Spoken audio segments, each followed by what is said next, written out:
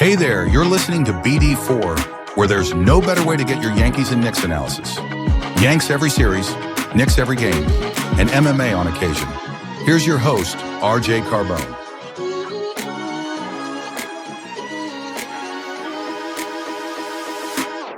And a high drive into left center field. Stanley's going to watch another one fly. Are you kidding me?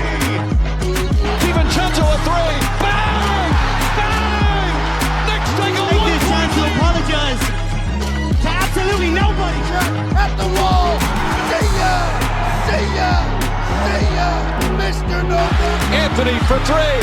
Bang! That one goes down and the game is tied. Rose, you shook up the world again. I did it again. But God did it, man. I really just had Gonna have to. Brunson running away. Oh my! He has been the best player to put on that uniform. Ball game over. Yankees win. The Yankees win.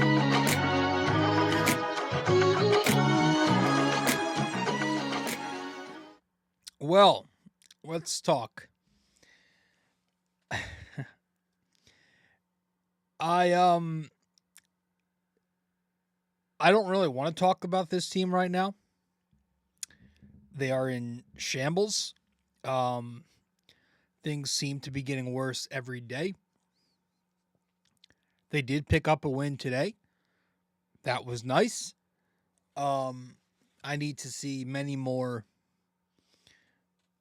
for me to have interest again. Still going to watch every single game. Still going to cover these games because I'm a sicko and I'm a sheep. So welcome to the podcast, everybody. Welcome to episode 890 of BD4. In this episode, we are going to be joined by Russ Joins, who has joined us on the show a couple of times before.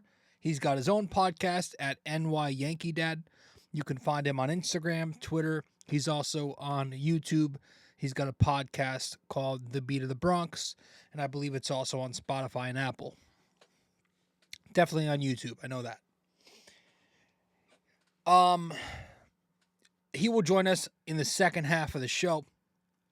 We will talk about this Yankees-Texas series here in the first half of the show. Because the Yankees went to Texas, they dropped 2 more games before they took the game today. So they had lost 5 in a row, 0-5 after the deadline, which is not great. I don't know. Hopefully today sparks something. Let's get right into the series. Goes back to Monday, where the Yankees dropped that game 8-5 in 10 innings. The lefty Fried against the lefty Patrick Corbin.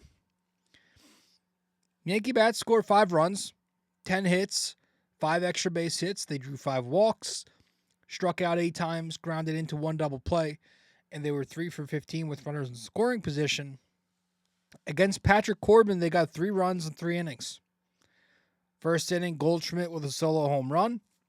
Top of the second, Rosario and Bellinger with RBI singles. 3-0 Yankees all of a sudden. Against the Texas bullpen, Yanks got 2 more in 7 innings, so they didn't do much. Just in the top of the 4th when they were down 4-3, and Giancarlo Stanton stepped up to the plate, mashed a go-ahead 2-run home run to put the Yanks up 5-3. So Stanton ends up going 1 for 3 with that home run. He walked twice, 2 RBIs. Goldy goes 3 for 5, home run, double RBI.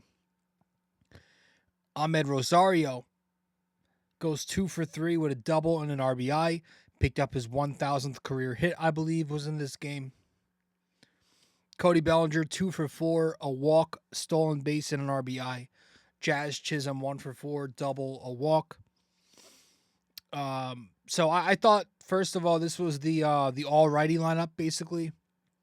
And I thought it was very smart. I can't believe I'm saying this because I despise this guy. But I thought it was very smart of Boone to go with a platoon lineup in this game. You got the lefty Corbin on the mound.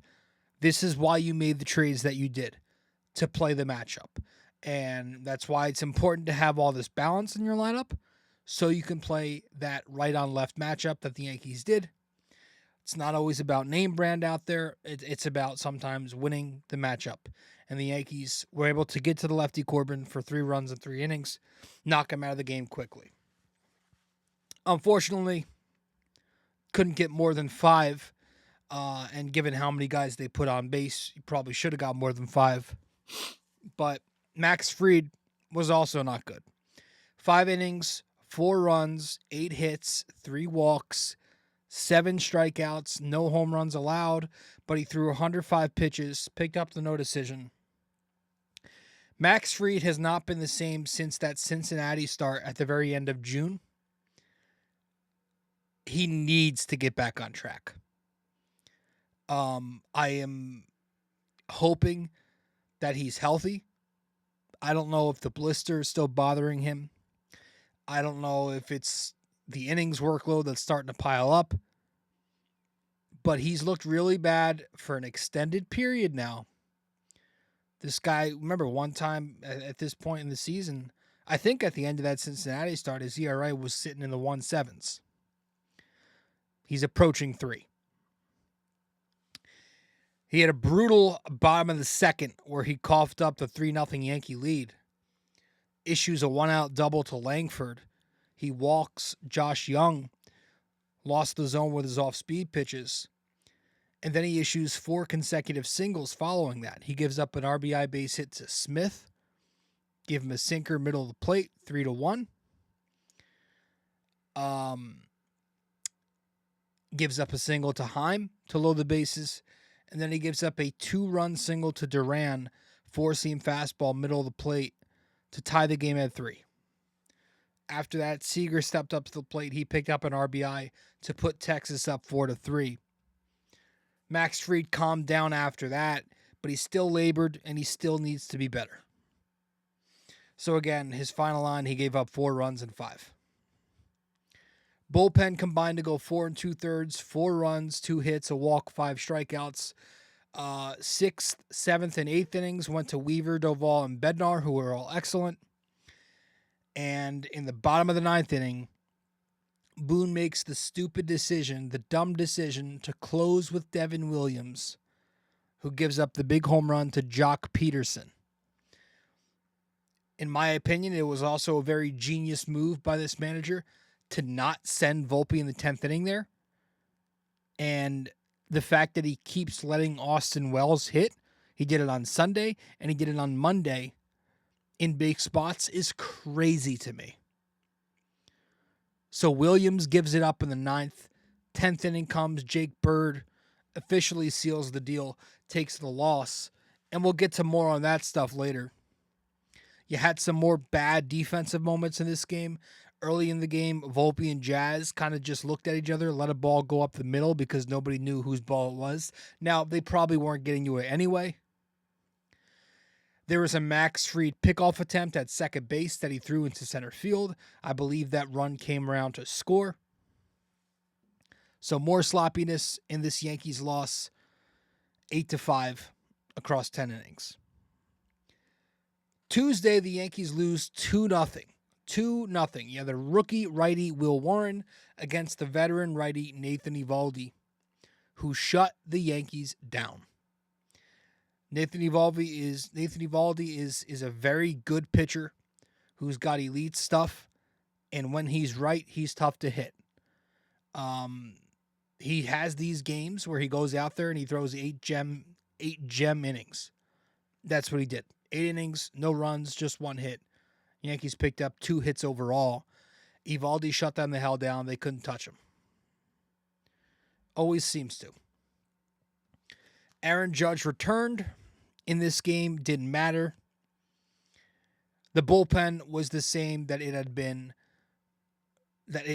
lately, where Doval was good enough in the 6th. Weaver was good in the 7th. Leiter was good in his first game back in the 9th. But you rewind to the bottom of the 8th, and Devin Williams was a joke. So Boone demotes Williams, but he uses him in a scoreless game in the 8th inning here. Keeps him in after he's showing signs of struggle. Gets the bullpen up, doesn't matter. Williams stays in, loses the game. Again, we will talk on that stuff later. Will Warren was the bright spot of this game, and that's why I'm going to tip my cap to the rookie right-hander, Will Warren. Will Warren in this game on Tuesday, 5 innings, no runs, 3 hits, 3 walks, 5 strikeouts. Another great start for the kid. Unfortunately, it went to waste. He's been pitching really well for the Yankees all season long. That 4-seam fastball has been his best weapon. It's got a lot of spin. Plays that sweeper off of it. Really good weapon to righties. Changeup's got to develop a little more. The 2-seam can be a good weapon at times. Just needs to polish up his pitch mix. That'll help him solve left-handed hitters who continue to be a problem for him. But overall, this was a very good start for Will Warren. Lefties, command, that continues to be the problem. But Will Warren's had a good year, man. You know, the ERA on the year is down to 4.44. Again, for a rookie righty, you take it. And, you know, he's had a couple of blow-up starts to make that figure look a lot worse than he's actually pitched. But, I mean, the kid's doing something right. When you're striking out 133 batters, you're doing something right. And he's durable. He's made every start. He's given them 115 in the third innings. Will Warren, 10th time this year we're tipping our cap to him, man. And he's, you know, it's like, I feel like we've all just assumed Luis Seal is going to get that final start in the rotation, like the Game 3 starter if the Yankees do make the postseason. Listen, the way Will Warren's pitching and the way Luis Seal looked, we'll see what happens with Luis Seal. But I don't think it's official that Will Warren isn't going to be in the rotation. Everybody's just, I feel like, or maybe I'm just assuming he's going to be pushed to the bullpen if he's on that roster. Will Warren could make the rotation. If he continues to pitch like this and Luis Seal isn't ready or he gets hurt, God forbid, knock on wood, or he just doesn't look sharp, command's not back yet, maybe it becomes a lost season for Will Warren, you know, kind of deserving of that role. So I tip my cap to him. Did a nice job on Tuesday. Will Warren. Wednesday, today, this afternoon, the getaway game as they go back home. The Yanks win 3-2 over the Rangers. The lefty Rodon against the righty Jack Leiter. We'll start with Rodon. He won 5 innings, 2 runs, 6 hits, 4 walks, 3 strikeouts, no home runs, 93 pitches. So he was not good at all. Struggled again. Continues to struggle. Him and Fried have got to figure this out. But Rodon, it's a scoreless game, bottom of the 3rd inning. Duran hits the leadoff double on a hanging changeup. Haggerty with an RBI single. He spammed the 4-seam fastball to him like 4 or 5 times in a row. Bottom 5, Yanks have a 2-1 lead. Again, can't keep it there. He gives up an infield base hit to Duran. And then he walks Haggerty. He loses the zone with his 4-seam fastball. Seager singles to load the bases. And then Marcus Semien hits a sac fly on a hanging slider to tie the game at 2. Did get through the rest of it. Kept the Yankees in the game. But again, 5 innings, 2 runs, only 3 strikeouts. You need Rodon to do a lot better than that. The bullpen, 4 innings, no runs, 2 hits, 3 walks, 6 strikeouts. Bottom of the 6th. Mark Leiter, second appearance, pitched a clean inning. Bottom 7, Tim Hill got a bit unlucky. You know, ground ball that found a hole. Rice had a really bad catcher's interference. De Los Santos came in, pitched a few. Bottom 7, he put 1 on, but he escaped the bases loaded jam with 2 outs. And then he came back out in the bottom of the 8th, got 1 out before he was pulled for David Bednar, who was awesome, and we'll talk about him in literally 10 seconds. The bats against Leiter, 2 runs and 3 1/3. That came at the top of the 4th, where the Yanks were down 1-0. Volpe with the game-tying RBI single, and then the Martian stole third to force a Higashioka throw to third base, overthrew it into the outfield. The Martian takes the extra base and advances home. Speed kills. That's what I mean when I say the Yankees can score in a variety of ways this year. The Yanks take the 2-1 lead there. And then against the Texas bullpen, top 7, it's a tie game at the time. Goldschmidt at the plate, solo home run to left field off the lefty Garcia, 3-2 Yanks. Had some bad defensive stuff in this game. It was a rough series, really, defensively for Jason Dominguez, playing balls on the warning track, not throwing the ball right away. Tough reads. But I want to go to Paul Goldschmidt first and tip my cap to the veteran right-handed bat, first baseman, because he continues to play good baseball. He was 4 for 10 in this series with a 1,500 OPS, a double, 2 home runs, couple of RBIs, 4 runs scored. Paul Goldschmidt, the third time this year we are tipping our cap to him. I feel like it's been a couple of months since we have, but he's been good. He kills lefties. We know this. He has done essentially nothing against right-handed pitching, but he's a good platoon bat to come out and either pinch hit against a lefty or start against a lefty starter. Perfect for that role to play the matchup, and that's where his, numbers are coming from. The OPS in the mid-7s, he's crushing lefties. He's batting over 400 against lefties. I think 7 or 8 of his home runs are against lefties. It's nice to see some power this series with the 2 home runs, double. So he's having a decent season overall, doing more than I thought he would with the Yankees. So you got to give him credit. Paul Goldschmidt on the year, 281 batting average, 766 OPS, 40 RBIs, 10 home runs, and 108 games. Now, also part of this game, and he pitched 2 times in this series, was David Bednar. And how awesome was he? I like to think that today, this afternoon's game, David Bednar endeared himself to the Yankee fan base for the first time. Right? He's had a couple of outings before, but I really think today was the outing that made Yankees fans, dare I say, fall in love with the guy. Very gritty outing, backs against the wall, on the road, fight for a playoff spot, needing a win desperately, having lost 5 in a row. He was battling against an umpire who had a tough zone on him, got some big strikeouts, continued to just miss bats. He comes in the bottom of the 8th. He enters the game. Yanks are up a run. There's 1 out. Puts the guy on, but then he strikes out Higashioka looking. He drops in that curveball. Gets Smith to strike out swinging. He goes 96 inside, followed up with a slow curveball top of the zone. Comes back out in the 9th to get this 5-out save. And again, despite getting squeezed, despite not having his sharpest stuff, Boone comes to the mound, keeps him in the game, which you gotta love. Career high in pitches, or season high in pitches, something like that. They put some stat in them, but 40-something pitches. He threw a lot. But bottom 9, he goes back out there, strikes out Tellez swinging. He goes splitter in the dirt. Then he goes 97 above the zone following that. He gets Haggerty to strike out swinging. On 3 pitches, he goes splitter, curve, splitter. And then later, with first and second 2 outs, game on the line, he gets Garcia to strike out swinging to end the game, goes splitter, bottom of the zone. Filthy stuff today from him. Also pitched on Monday. He was 1-2-3 in the 8th inning during the tie game on Monday. He got Langford to strike out swinging on 2 splitters. He went 1 above the zone, 1 bottom of the zone, and then he got 2 ground outs with his off speed.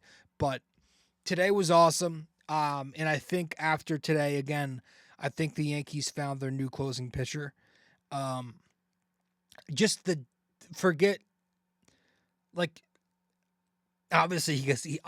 he's got the stuff for it, right? 97-mile-an-hour fastball is top of the zone. Slow curveball, which is so tough to pick up following that 97. And he's got a great splitter to neutralize lefties, right? My only worry is he does struggle against righties, but he's got the stuff for it. What I love from David Bednar is this guy's demeanor. The difference in energy between Bednar and Devin Williams, whoa. One of them, you watch, looks scared, uninterested, not confident. You watch Bednar, he looks fiery. He looks like he wants the moment. He's got that swagger out there. He's got a presence. I want that guy closing for me. And so I think the Yankees found out, or at least Aaron Boone found out today, and it's the first time we're tipping our cap to David Bednar, that Bednar should be the guy closing ball games for you the rest of the season. 1 second here.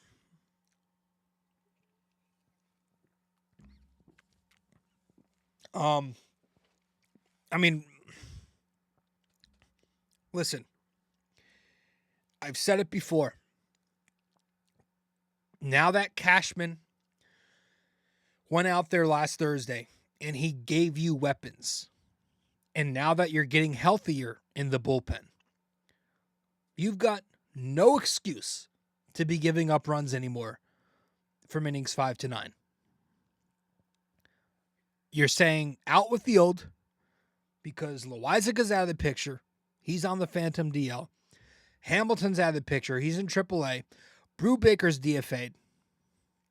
And you're bringing in the new.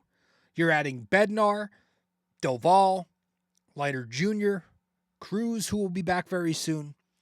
Those guys are being added to Weaver, to Hill. So you look at this bullpen now. The formula for this manager should be very simple. Williams and Leiter, maybe the first guys in relief, middle innings. Williams should probably be mop-up at this rate. Tim Hill's coming in to get lefties. He's coming in to get ground balls. Weaver and Cruz, those are your high leverage runners in scoring position. Need a big strikeout. Keep the ball out of play. Doval, ideally, your setup guy in the 8th. Bednar, closing for you in the 9th. And to be honest, you can do by committee. You could have Doval close on some nights, Bednar get the 8th. Whatever you want to do with those two, I think it's interchangeable. And I would keep an eye on a guy like De Los Santos, who's got good stuff. He's got that sinker changeup that he can use to neutralize left-handed bats with as a right-handed pitcher.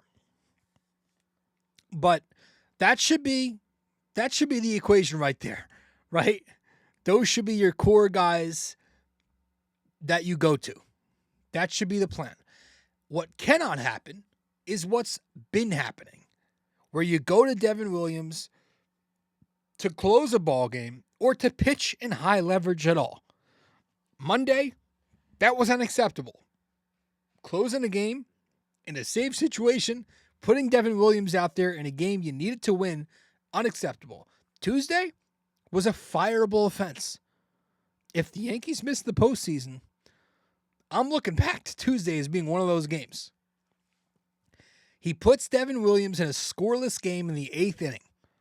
First of all, if you're going to demote him off closer, there is literally no difference than pitching him in the save situation in the 9th and in a scoreless game in the 8th. Because the whole idea of demoting Devin Williams is to take the pressure off him. Is to not have him in high leverage.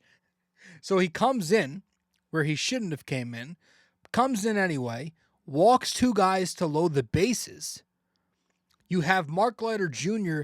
and David Bednar warming and ready, and he still, despite being on the top step, looking back, I'm about to make the move, decides not to make the move, keeps him in the game, and the rest is obviously history. I don't listen to Boone post games, but I have the misfortune of using social media and coming across them anyway. His excuses were even more pathetic than I thought they'd be. Talked about how he didn't want to go to Leiter because Leiter hadn't pitched in a while. Makes no sense to me. You wanted to use Cortez in Game 1 of the World Series. He hadn't pitched in quite a bit. Said he didn't want to overuse Bednar, 5-out save. Didn't want to do that. Stop assuming that guys are going to labor. What if he's not going to labor? Let baseball happen first. I just think it was wild. So I joke about it recently. You got the ingredients. You don't got the chef. I worry. But now that the Yankees have weapons in their pen, they've got velocity, they've got some swing and miss, optimize that. use that. They need to use that. It's all there. Now, one of the most frustrating things about this pitching staff, as talented as they are, and this goes for both the rotation and the bullpen, they've got to stop pitching afraid. That's probably the one knock I have on the pitching staff itself. They are pitching afraid consistently. This season, the Yankees staff, top to bottom, bullpen to rotation, the 5th highest walk rate. That means 25 teams walk less batters than them. They are consistently pitching behind in counts. They'll get ahead in counts and still be afraid to throw their fastball. Now, some of these walks and these high pitch counts, some of it is command issues, right? You got guys who just don't have great control. But a lot of it is just philosophy. It's the Yankee analytic team who preach less fastballs and more off speed. In my opinion, that's a little too much. It's a little too focused on getting chase and going for strikeouts versus letting it come a little more naturally. Why be scared? Why would you be scared of your fastball? If you're someone like Carlos Rodon, who can touch 98 when you want, Cam Schlittler, who averages 98, Bednar, who averages 97 plus, Doval, who can get it up to 102. If you're any hard thrower on this Yankee team, you have no excuse to not use your fastball. These pitchers are pitching way too scared. They throw like they're scared of giving up the big hit, but then they end up walking guys and then giving up the big hit anyway. So just when push comes to shove, you got to be able to challenge hitters. Don't be afraid to come inside. And because of this, they're consistently putting traffic on the bases every single inning. I asked, Katie Sharp is really good with stats on Twitter. I can get an answer, but I would love to know if anybody out there who's listening to this podcast, I would love to know between how bad their defense has been and between how up and down their pitching's been, where do the Yankees rank this year in terms of racking up 1, 2, 3 innings this season? Because I know it can't be good. I know they have to be bottom third at the very best. I mean, it's these guys just... Today, Rodon walks 4 guys. He was only 62% strikes. Yerry De Los Santos, he loads the bases with a walk in the 7th inning. Yanks are up just 1. He threw 43% strikes. David Bednar, that at-bat to Jock Peterson, who's batting $140, shouldn't be afraid to him. I don't care if he hit a home run the other night. He's ahead 1-2 to Jock. Walks him because he's dancing around the zone with his off-speed. Same thing to Corey Seager in the 9th inning. Not enough fastball. Yesterday, Devin Williams pitching afraid against Jock. Very afraid of Jock because he hit that home run. He walks him on, I think, 4 pitches. Runner on second base already. Those 2 runs ended up scoring. Will Warren walked 3 batters in this game. Only 53% strikes. You go back to Monday, Max Fried, 3 walks, only 60% strikes. So for a team that's top half of the league in terms of most home runs per 9, you don't also want to be top 5 in walk percentage, because that means there are men on base when you're giving up those bombs. Especially if you're already granting free bases with errors and such. So I just hate the way, like, their style of pitching sometimes. It's too much. Pitching afraid never wins. And as my buddy Russ Litke says, who's going to join us in a few minutes, walks always kill. There's no reason to nibble if you've got elite stuff. And the Yankees have pitchers who've got elite stuff. I saw a stat on Twitter. It said, like, there's this, like, clutch plus stat on Fangraphs, which I've got my qualms with shit like that. But apparently the Yankees are dead last in baseball in clutch plus. And I'm sure their philosophy in pitching aids to that. Frustrating. Just wanted to get that out of the way. Now, there is a positive I do want to discuss and that's Anthony Volpe. So let's transition here and talk about the kid, because Anthony Volpe's been on fire, man. You know, Anthony Volpe's been hitting the ball since the break. Listen, looking at Anthony Volpe's season as a whole, it's the shortstop that's bothered me. It's not the offense. The offense would be acceptable if the shortstop play was good. He's got 17 home runs, 24 doubles, 4 triples, got a bunch of RBIs, 61, a 424 slug. His OPS plus is just below 100. So the offense is about average. It's the defense that's been bothering a lot of people this year. Lately, Anthony Volpe has been very good on both sides of the diamond. He's playing defense with a lot more energy. You saw that this series, just with more speed and more fluidity out there. Tuesday, it was really impressive watching him play shortstop. He's turning double plays smoothly recently, making strong throws without bouncing it, getting to balls that he needs to get to overall. These are things that he should be doing. We shouldn't be applauding him for this. The bat has been powerful. You know, since the All-Star break in 19 games,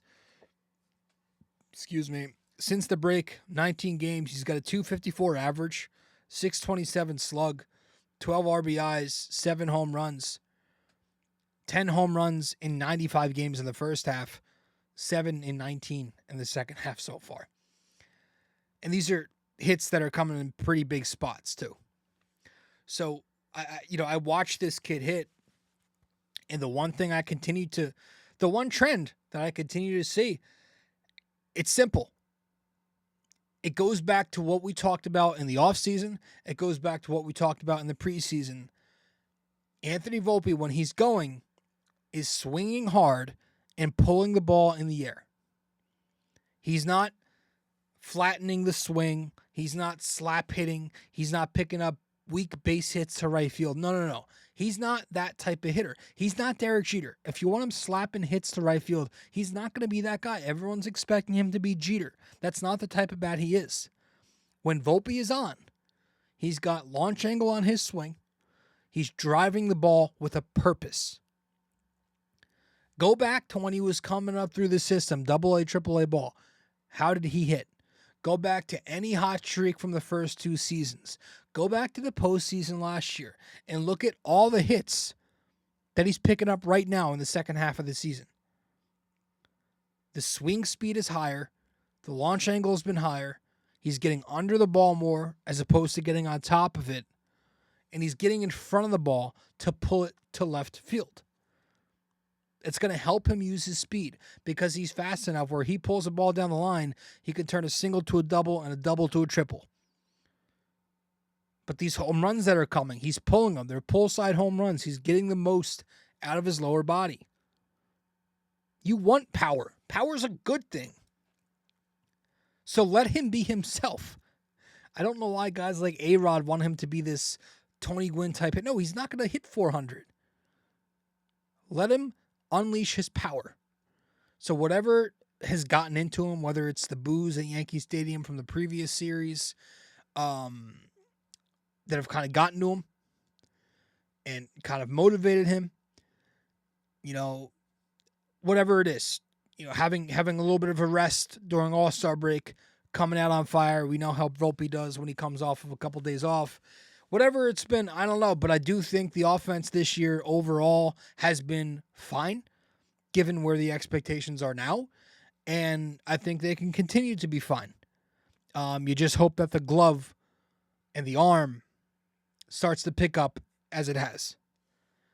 But it's good to see Volpe play a lot better. I think the discourse got a bit loud. It was getting ugly, and I never like it to get ugly with someone like him, who's a homegrown kid, and obviously you got the whole Jersey Italian American. We like to root for him. So, with that said, folks, we're going to slowly transition to the second half of the show here, where Russ Lichty joins us from NY Yankee Dad, Beat of the Bronx podcast. And we're going to talk a lot of the state of the Yankees. We talked a lot about Aaron Boone. All right. Because Boone's job, I don't know if it's on the line. Nothing surprises me in terms of his job security at this point. The Yankees have this weird 10-year rule with managers. I mean, they brought the guy back despite getting swept by Houston, losing to Boston in the wild card, losing in 5 games in the World Series. They extended him. Like, I think they're going to give him officially 10 years. I think the only slight chance that he's gone is if they miss the playoffs 2 out of 3 years this year. You know, if they miss the postseason this year, I think that's a chance. But I still think, like, if we're talking unrealistic, I still think it'd probably be the best idea to do it now and get a new face in here to try and spark these guys. Even if it's not all his fault. But I do think, like, he's not been a great manager this year. I don't think he's blameless. It's hard to say what his decisions are versus what's the analytics team telling him to do. But, like, I think some of his pinch hit decisions lately have been poor, especially, again, the Austin Wells stuff. It's the defense, the base running, the fundamentals, all those mishaps, that lands on him. The bullpen decisions, the Devin Williams stuff, that lands on him. Boone's got this weird philosophy. He rides with guys for far too long. Anthony Volpe, it would have been completely normal at any point during these last 3 seasons, to send him down for some work at the minor league level. That would have been normal. Austin Wells could have done that with him this year. That would have been normal. The Yankees make it seem like it's taboo. Even with Jason Dominguez, you've got the outfield depth. Send him down to work on his left field. Got the flexibility. Like, it's weird. And now you're seeing this thing with Devin Williams all season long. The only time Devin Williams wasn't closer was for a very brief time. And then you put him back in that role. It's like you could have demoted him to a lesser role and kept him there. And you said, okay, let's demote him to the 8th inning. It's like you have no obligation to stick with this guy because he won't be on the team next year. You're not paying him. There are no politics involved. So it's just, again, it's the feelings. It's the player-friendly manager. He cares about these feelings. He wants to get them back on track. Instead of trying to go for wins, he's trying to get his guys back on track and get their confidence up. That shouldn't be what the goal is right now.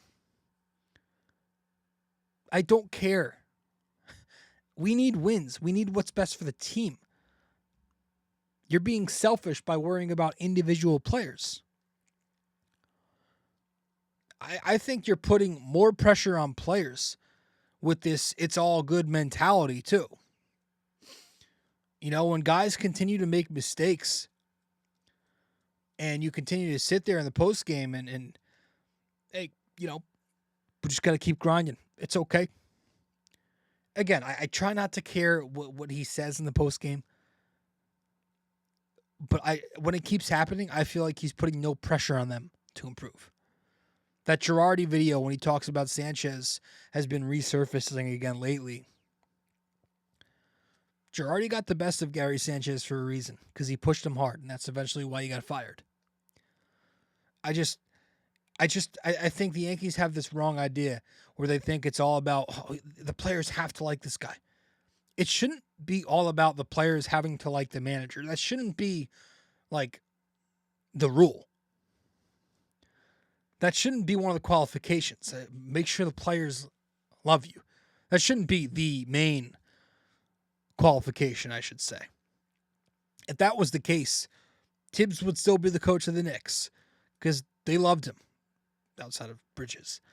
But Tibbs was fired because the Knicks needed a new face and there was a ceiling with Tibbs. And that's okay.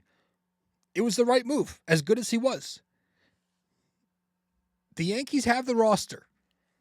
On paper, they are deep. There's no excuse for them to not be elite. And they've been anything but that this year. They're a high ceiling, low floor team. Their high ceiling comes from their roster. Their low floor comes from their manager. And that's what we are going to discuss with Russ Lichtke in just a few minutes here. When we return from break, stay with us.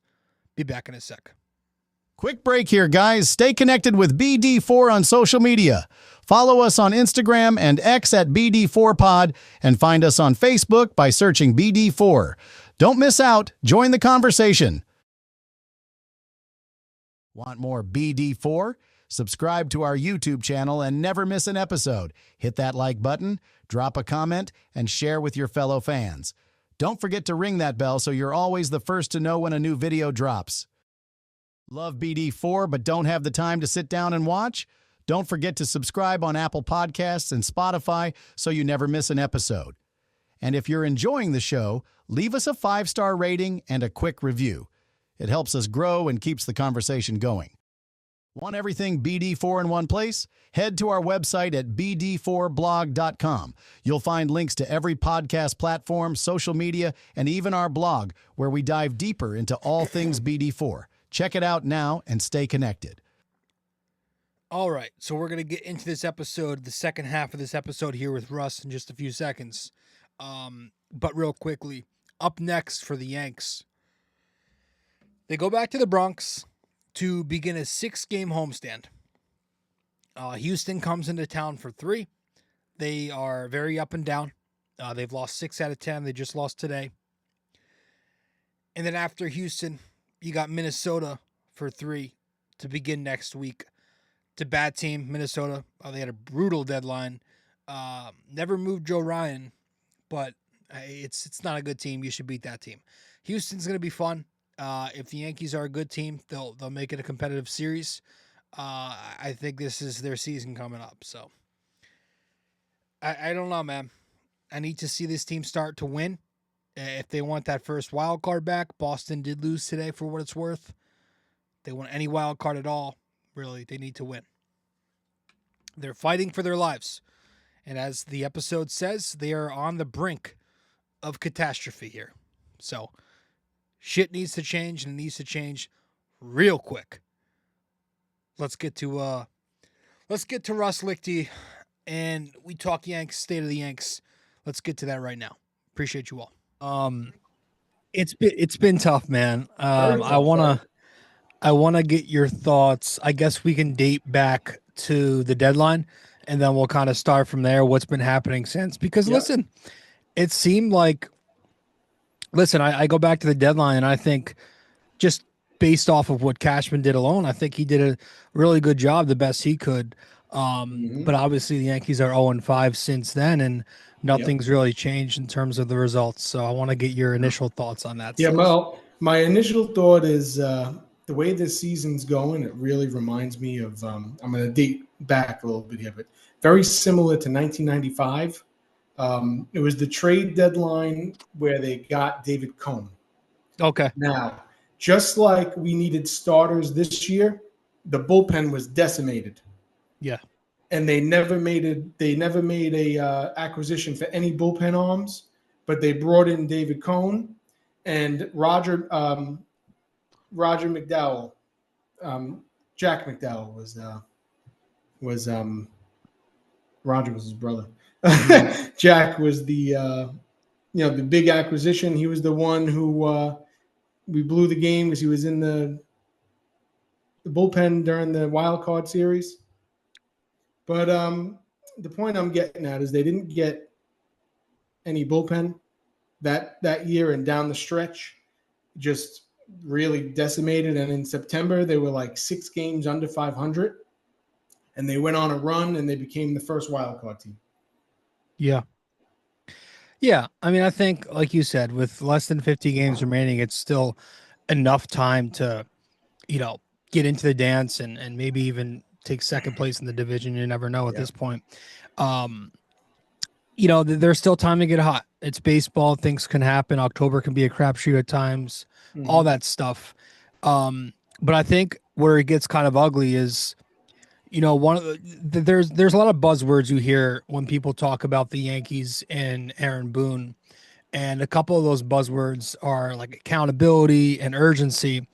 And you're starting to hear New York media, players who've played under the Yankees for years, start to use those terms a lot more. Like, we've seen Jeter and A-Rod recently talk about it. We even saw Ben Rice. I thought he had some interesting comments after one of the losses against, maybe it was Miami. Kay and O'Neill have been he pretty. said a little sense of urgency wouldn't hurt us. So, I think that's pretty telling to me, dude. Very definitely. telling. So I want to hear your thoughts on that. Yeah, no, I mean, I've been waiting for someone to come out and say it. And, I honestly, I wish it was Judge who said it. Yeah. Where is the captain, with all this? We heard him say, he had his, we have to be better. I don't remember exactly what he said. There was a candid, one of those post-game interviews that he had, that he was saying how we have to get better, blah, blah, blah. But for Ben Rice to use one of the key words you were talking about, urgency, that's why it resonates with me. And, it's not even Cashman's fault. No. I don't put this on Cashman because, like we said, everyone, experts, beat writers, everyone talked about how this deadline was, they knocked it out of the park. They did the best they could do. The best they could do. Yeah. I mean, I thought they could have brought in a starter like Adrian Hauser. Yeah. Something low level. I mean, I know they signed Kenta Maeda to a minor league deal, but a little something better than that. But bringing in Bednar, Doval, I mean, those two alone. Jake Bird, you've seen my videos. You've heard me. I was iffy on Jake Bird from the get. His numbers away from Coors Field are alarming. And to hear different scouts saying the same thing of how Eric Boland was on foul territory, and he was talking about how the industry-wide scouts, they were saying how this guy was overused, and the Yankees just ignored it. It was known that his downturn was coming. But let's be real, he's only been good at Coors. Yeah. I mean, it's again, the deadline, could they have used a starter? Absolutely. I think everybody could have been on board with that. Of course. I mean, it comes back to saying, they could have did this, they could have did that, but right. But yeah, at the end of the day, everybody, like you said, the media was all pretty much on board with what Cashman did. And I'm at a point, dude, on paper, they've got zero excuse to keep losing like they've lost. 100%. Anything that happens from here, it's got to fall, unfortunately, on the manager. And, you hate to, like we were talking about last night, you hate to call for a guy's job. Yep. And I'm sure he is a nice guy. There's got to be a point where you just ask yourself, look yourself in the mirror. Maybe we need a different voice. Yeah. Maybe we need a new leader who's actually got a different style, one who's not as laid back. And I get what they're trying to do. But if this has been going on for, I don't know, close to 10 years now, 8 years under Boone, maybe, it's not work. You look back, you got swept in the 2018, we were thinking the same thing. Yeah. Again, you lost in the wild card against Boston. You got swept against Houston. You embarrassed versus Boston. Brock Holt embarrassed. Even against the Dodgers. The only game you won was the game they punted because they didn't have any pitchers. So it's really bad. You look at their playoff history, and now you're on the verge of missing the postseason 2 out of 3 years. So I don't know if they're going to be very knee-jerk reaction and do it now. I think I would love to see it happen now. But I do think if the Yankees miss the postseason this year, which there's a legitimate possibility. Very good possibility. Then they should consider it and maybe even pull the trigger on it. Now, if they lose today, they will be out of wild card contention going into the day off into Old Timers weekend. Yep. Texas is the one right underneath them, right? Yeah, right underneath. And Cleveland, who's taking care of the Mets right now, who's just as bad as us, they're right behind us. It's like 2.5 games right behind Texas. Russ, Cleveland, what do you sorry, I don't want to cut you off. What, like, when people talk about the Yankee defense and the fundamentals, base running, fielding, you hear a lot of people talk and they're kind of split on it. Some people are blaming the players more. Some people are blaming Boone. Some people are saying it's more of an organizational thing. I want to hear where you land on that. Yeah. Well, I honestly blame player development. First and foremost, it's the philosophy of the organization. Now, these players are coming up, Yankee players, players through the system come up, and it's the same mistakes. And now you even see like Jazz isn't a homegrown, and he's making the same mistake. So it's all part of it. It's I say it's the player development, the coaching, the way coaching's attitude is. Yeah. It's just, or the way it's portrayed to us. I mean, we're not in the clubhouse, right? We're not in the meeting rooms. We only see what we can see, on TV, and from what we hear, and from the beat writers, and from whoever it is talking, with any credible sources, But I just think it's something that's been going on for a long time. It's started even before Boone. It started before Boone. Yeah. Remember Girardi? What got him dismissed? Toward the end, yep. What got him dismissed when he was ripping Gary Sanchez? Gary, yeah, exactly. That video has been surfacing lately again, by the way. I don't know if you saw it. Yep. But I'll never forget that. I think it was in Baltimore, if I'm not mistaken, too, right? Yeah. Wasn't it in a Baltimore series? I think so, yep. After like a walk-off or two, I don't remember exactly. But I remember Jorge Mateo clapping on the top steps. Yeah. But it's been going on for a long time. Really, you see these guys, and throughout the years, it seems like it's been getting worse and worse. And I just don't understand how guys can get to this level and not know things you'd learn in Little League. That's the thing. Things I helped coach my daughter's softball team. Yeah. 8-year-olds, 7 and 8-year-olds. And the first thing I say is 1 out, eyes on me, 1 out. Yeah. 2 outs. I mean, in the major league level, the first base coach should not have to do that. Exactly. And again, should not have to do that at the high school level. It's one thing to get caught stealing second. It's one thing to botch a ground ball, misplay a throw. But if you're forgetting about the trail runner and you're consistently throwing ahead, if you are forgetting what bag to cover on a double cut, if you are doing things like forgetting how many outs there are, if you're forgetting to tag on a pop-up right next to you, those are unacceptable and very inexcusable errors for major league players. And I always like to joke, I say, the Yankees aren't a professional baseball team. They're a team that happens to have professional baseball players on it, because the way they play is the complete opposite of a team that you would consider a pro ball club. Yeah. The last 6 to 7 years, it has not been run like a professional club. I agree with you. It's been run more like just a hangout club. Yep. He's the friendly manager, and these guys just want to be friendly with him. They didn't like the way Girardi was, straightforward, more stern. And I think sometimes you got to have a little old school in you. I think I'm all about at least one on the staff. Exactly. One of the coaches on the staff. It doesn't even have to be the manager. It could be someone like Phil Nevin. The bench coach, yeah. Exactly.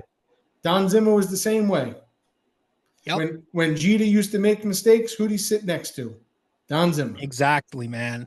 Joe Torre, then Don Zimmer. But Don Zimmer all the time. Every out Jeter made that I can remember, most of the outs that he made or mistakes that he made, what he did was he planted himself right next to Zim. Each and every time. I mean, I don't want to, no disrespect to this coaching staff. No disrespect to this coaching staff, because they are professionals. But when the Yankees have been successful throughout, the years of us growing up, you can remember there was always a Yankee legend on the staff. Yeah. Willie Randolph was a third base coach. Chris That's Chambliss, another thing, dude. Reggie How come Jet, we don't have any of those? involved. Where are those guys? Like Pettit, Sabathia. Like, I know, like, they spring training instructors sometimes, but how come we're not bringing those guys in as legitimate? Well, the problem I think is the problem I think is we have this idea. We can talk here for hours of names of ex-Yankees who would make great coaches. The thing is, would they want to do it? Would they want to be in that grind? Right. I don't. I talked about how Yadier Molina would be great. The only reason I said Yadier Molina, not because I'm a Yadier Molina fan, it's because he's a currently active manager. He's a current in the Lido Dom, the Dominican League. He's managing Puerto Rico for the second time in the World Baseball Classic. He's talked about how he has major league managerial aspirations. Now, we haven't been afraid before to go outside of the organization. Joe Torre was not a Yankee in any way, shape, or form. Mel Stoudemire was a Yankee. Don Zimmer wasn't. Don Zimmer was a Brooklyn Dodger and Red Sox, and of many other teams. He was the skipper of the Cubs, the Rockies. That's how we got Girardi and Charlie Hayes. But we need a little old school. Yeah. We need a little old school. I'm not saying authoritarian, someone that's going to be breaking up the locker room and, none of that stuff. But you need to be able to, you're a professional. They need to have some sort of accountability. Like Jazz coming out and saying he'll do it again every time. It's unacceptable. That was wild, bro. Yeah. That was wild. Before I forget it, when we were talking about how, guys running around, not knowing where to go, cutoffs, Devin Williams yesterday, when he gave up that hit to Rowdy Tellez, did you see him running around the infield like a chicken with no head? Oh, yeah. Oh, yeah. That made me, RJ, more berserk than the result of what just happened. Yeah. You pitched. Yeah. You have to back up. It's the lead runner every time. I pitched at a very, very low level, never even at the high school level. But if you didn't cover after giving up a base hit behind home plate, you know what happened where I came from? You were pulled off that mound immediately. Yep. You didn't cover first base on a ground ball to first? Out of here. Every time. Trust me, it has happened to me before, RJ. Yeah. I didn't cover third base on a game where I was getting bombed and eating up innings. I didn't cover third. You know what happened after that? I was pulled right after that. Yep. No, that's usually the way it goes with And if I'm not mistaken, I think my next start was skipped. Yeah. They skipped you in the rotation. One time we're talking the early 2000s here. Yeah. Man. It was a time where like ridiculing, young children and young athletes was acceptable and be a man. Yeah. What pitch count? I never had a pitch count. Yeah. Oh, dude, I forget that. I could talk about that forever. But I never wanted to know my pitch count. When I came off the mound, don't talk to me. Don't tell me anything. I just let me pitch. It's a real shame. I'm mine. It's all, flabbergasted by all this. It's to the point now where it's like, what are we watching? Yeah. It's now I do want to touch on, I want to talk, because we mentioned Devin Williams, the Boone criticism, the fundamental stuff. That's one thing. Yep. Bullpen management. It's I think somebody said it on one of the Fireside guys on Twitter, Garcia. Yeah, Ryan's a good dude. He put out a tweet that I loved last night. I want to see if I can pull it up, but it was it just perfectly explained how Boone manages. And he says the biggest issue with Boone's managerial style is that when the team slumps, he still tries to get guys going instead of trying to win games.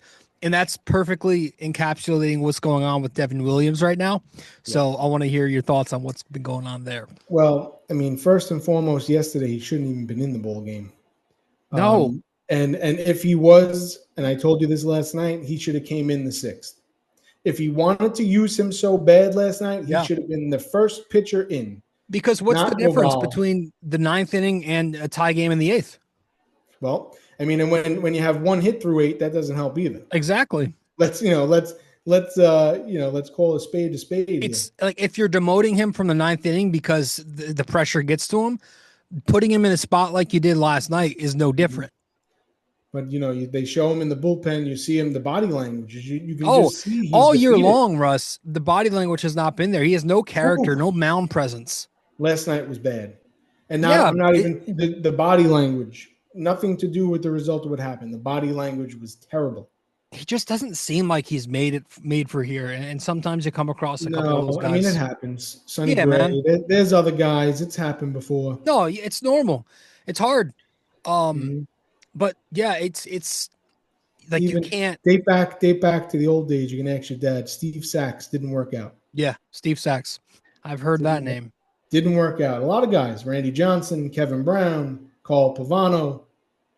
Yeah, it's just frustrating, dude, because it's very maddening because now you have on paper, you've got a deep bullpen that you can use. You've got the weapons to where you don't have to use Williams in these spots. You're not paying him next year. He's not going to be back with the team.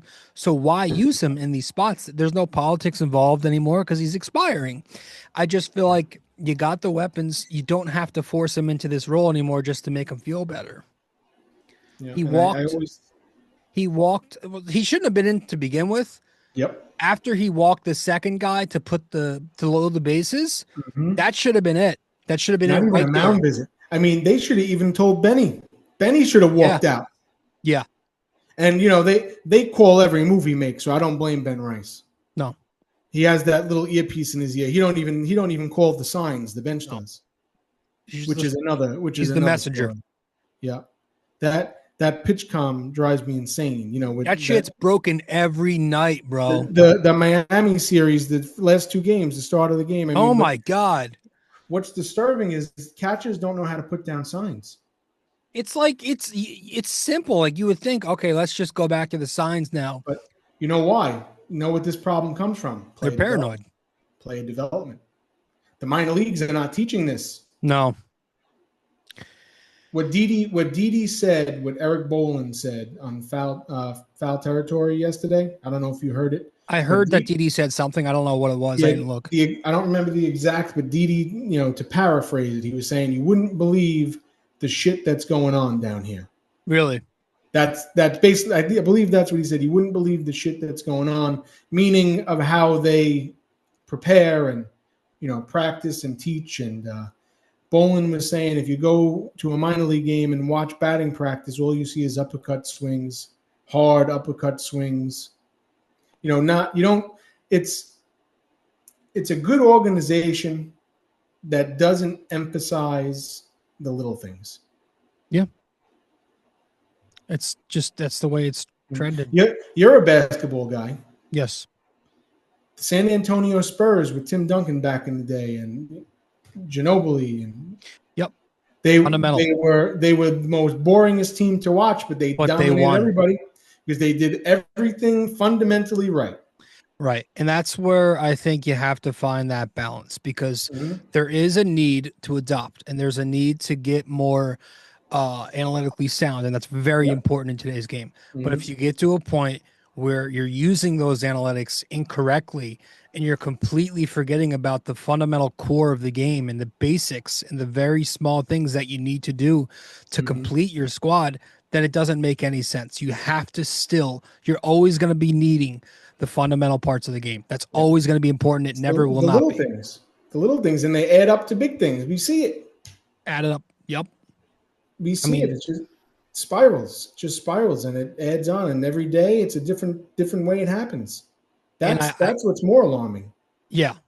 I mean, I think it couldn't be more clear at this point that it's organizational and it's not just the roster because the Dodgers laughed at you. You said, okay, let's move on from Soto and Torres and let's bring in some more athletic players who can play some defense.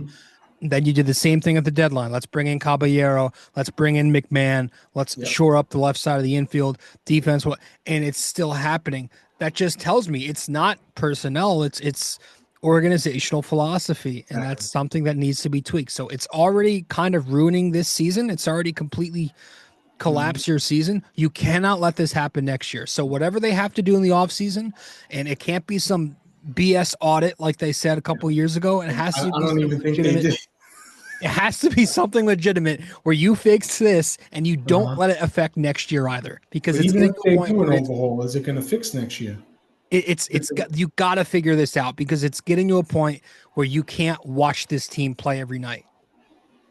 Yeah, and what's funny is it's not even. I think it's a whole baseball epidemic. It's not just us. No, but it's the worst. The Yankees are one of the worst, dude. Yeah. Now, I always say this, that how the Phillies are more Yankees than the Yankees now, with Rob Thompson, who was a Yankee forever. Girardi was there. And the philosophies that they preach, from what we see, it's very similar. And Phillies do the fundamental things wrong, just like us. Not as bad, but they do the fundamental things wrong. The Mets do the fundamentals things wrong. Mendy has been a Yankee forever too. Both two skippers in the National League that have come from the Yankee way mentality. It even shows.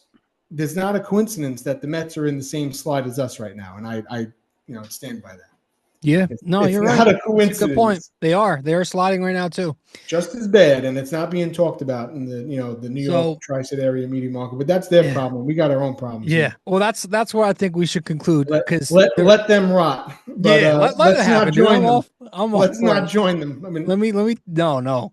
I think that's a good spot to wrap up and get conclusions here, because I want to ask you, listen, there are 48 games left. There's a month and a half left of baseball remaining before the postseason, if they get there. Do you think the Yankees season is salvageable? By salvageable, what does that mean to you? Where do you think they can go?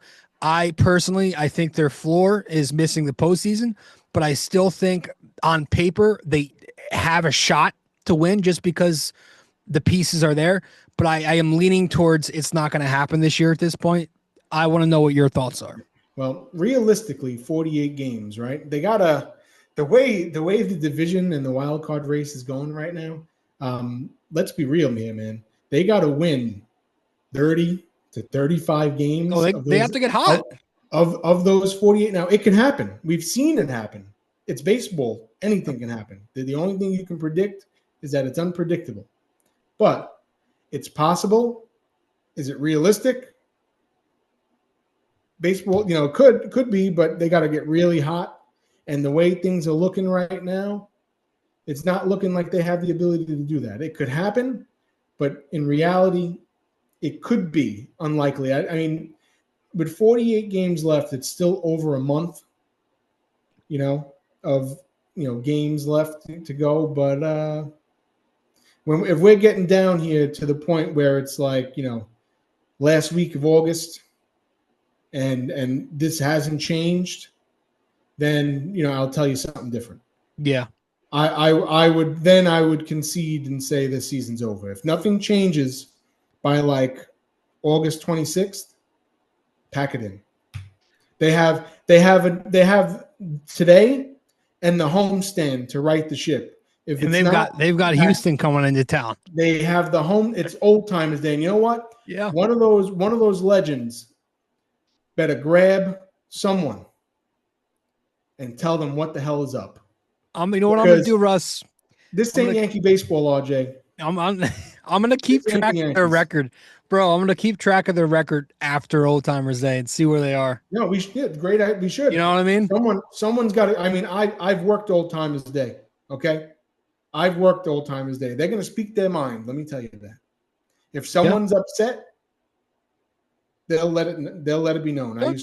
I was the elevator operator in the old stadium. It was wonderful, and I heard a lot of things I probably shouldn't have. I think that's a perfect. I think that's a perfect day to try and turn things around. That makes sense in theory. And if you want to get embarrassed on Old Timers Day by the Astros, shame on you. You deserve it. Yeah. Well, what are they? A game and a half up right now? Half a postseason spot. Half game. Half a game up. If they lose today, they're out of the wild card. Oh yeah. So they're 3 games in the loss column behind Boston. They're 6.5 out from Toronto. Yep. It is amazing how quick that all happened. Now, did you see who won the Heart and Hustle Award? This year? Last year? This year. Well, he's up for it. No, I don't know if he won it, but he's up for it. But Ernie Clement of Toronto. Oh, that is a ball player. Yeah, Ernie Clement. He looks like Boone too. You ever see his face? I haven't. Yeah, he looks like Boone, but Ernie Clement's a good player, and that's what we need. Some grit. Yeah, they haven't had that fight. And you see Caleb Durbin the other day hitting that homer off the Dodgers really burns you. You know what, dude? I was just talking to one of my other buddies how like Milwaukee's looking pretty good getting Durbin now. Durbin looks like a grinder, man. Yeah. Hey, Durbin looks like that kid don't strike out. That's good. I give him credit. He don't strike out. He's a pesky player. All right, man. Well, look what we got from him. Yeah. A freaking lemon. A mush. Oh man. You just gotta laugh. If you're not laughing, you're crying. And I have to laugh, dude. This team ain't worth crying for. I have to laugh because this team is depicting my mood on a daily now. I need it to get better, bro. I need to see some wins. I couldn't believe it last night. I mean, no, the not scoring runs is one thing. You know, the not scoring runs is one thing. And hey, Evaldi's been doing that all year to everybody. Yeah. It's you know, it's not that the Yankees didn't hit yesterday. It was Nate Evaldi was pure filth. But they didn't. You got to give some credit. But there is a little concern. Like you're rarely going to hear me complain about the bats. I'm like their number one supporter. But there is a bit of a concern whenever they run into an elite pitcher who's on. There's no chance. No chance. That's the only thing that's like really bothering me in the back of my mind. If for somehow we keep in this race and get into the playoffs and somehow because I don't think the division they'll need a miracle for the division. So I mean most likely they get in at this point. Well, the way it is right now, who would they be facing? The Tigers? Yeah, I have to look. Or something like that. Look. Well, if you're going to tell me that we're going to have to see Tariq School 2 times in a 5-game series with the way they're playing right now. And with the way that Fried and Rodon have been going the last month. Oh, God. Well, Fried, which I've talked about for a while now, I'm very concerned with the innings. Yeah. Career high, he only ever had was 185.1 innings in the regular season.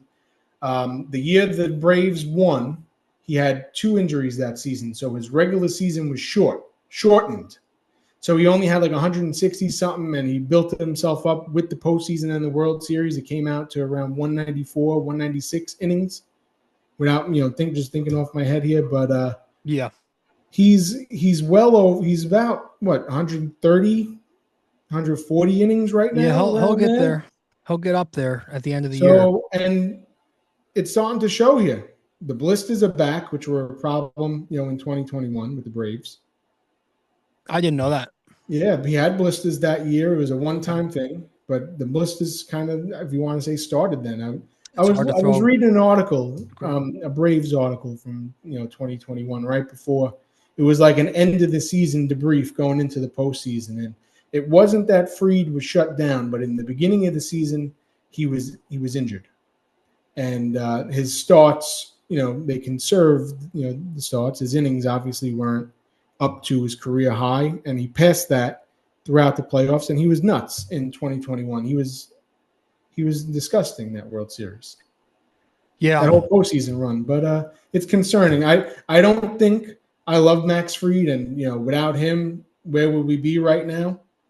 About the hot start that he had, and, even Rodon, even though they're coming back down to reality here right now. But shame on the Yankees for not giving them some help, in the starting pitching department. Like I said, an Adrian Hauser would have been nice. And think about who I'm getting aggravated about here. Like Adrian Hauser, no offense to Adrian Hauser, he only been on the map this year. Yeah. After reinventing himself. And you can't even go out and get that. It was a very slow starting pitchers market. Nobody was moved. I know, they had to bring somebody in, man. But somebody. I know they went crazy with relievers, but and I think that's important in today's game. You have to have bullpen. It is. Well, definitely. I mean, especially the playoffs, you need a starter to go 4 innings. And the way they're going to use their starters, they're going to have a very short leash on the line. Very short leash. They're going to go to their pen. So that's the way that matchups are played today. But hey, man, we'll see what happens. Hopefully the next couple days, hopefully on Old Timers Day, some of these guys can show up and give them a talking. Derek, they said Derek's not going. Yeah, he's not going. I heard that.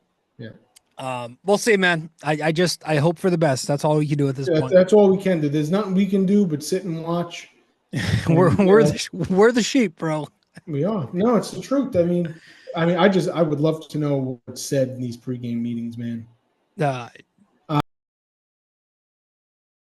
Okay. Sorry about that little cutoff there at the end. But that was episode 890 here of BD4, where Russ Lichty and I talked about the state of the Yankees, talked about some Aaron Boone, talked about the postseason coming up in about a month and a half. And just discussed our thoughts on what this team could become. Again, that's Russ Lichty from at NY Yankee Dad on Instagram, Twitter, also Facebook. He's got a podcast at NY Yankee Dad on YouTube called The Beat of the Bronx. But definitely find him on Instagram where he's very active and talks about the Yanks every post game on his page. So appreciate you, Russ, joining the show. I can't speak right now. It's late at night.